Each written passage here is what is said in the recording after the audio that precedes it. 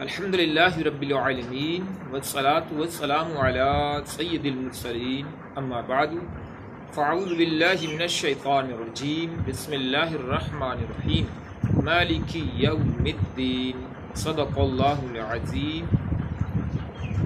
سورہ فاتحہ کی آیت نمبر 3 کی آج تفسیر کرنا مقصود ہے۔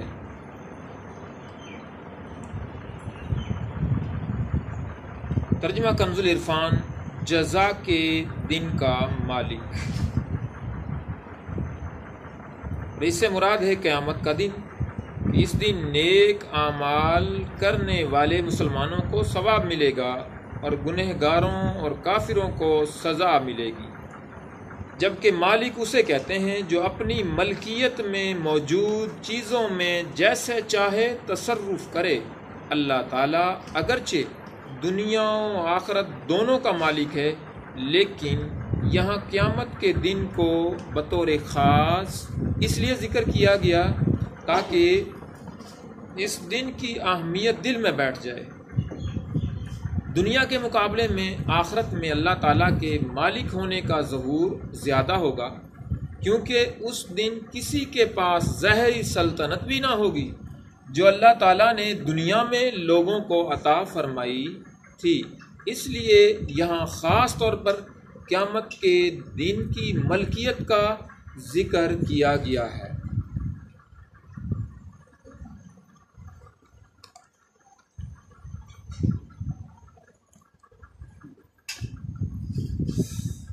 صحیحین میں ابو ہریرہ رضی اللہ تعالی عنہ سے مرفوعاً مروی ہے، بدترین ہے وہ شخص جو اپنے آپ کو ملک الاملاک کہلائے، حقیقی مالک اللہ کے سوا کوئی نہیں۔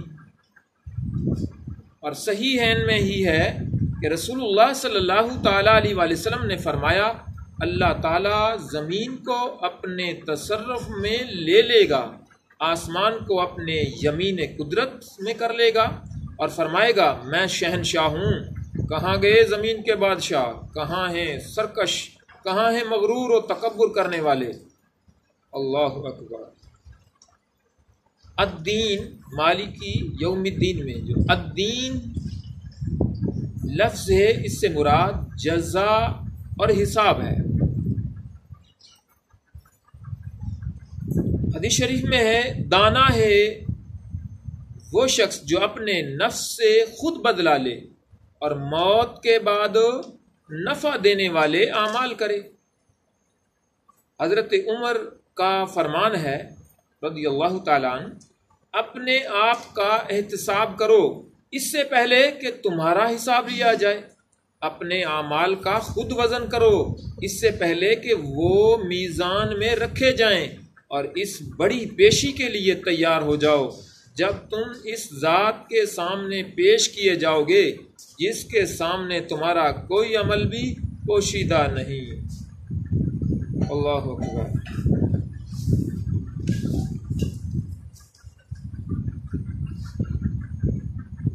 اللہ عز و جل ہمیں توفیق دے، ہمت دے، حضور علیہ الصلوۃ والسلام کی سنتوں کے مطابق ہم دنیا گزاریں تاکہ آخرت کامیاب ہو اور ہم نجات پائیں۔ آمین بجاہ خاتم النبیین صلی اللہ تعالیٰ علیہ وآلہ وسلم۔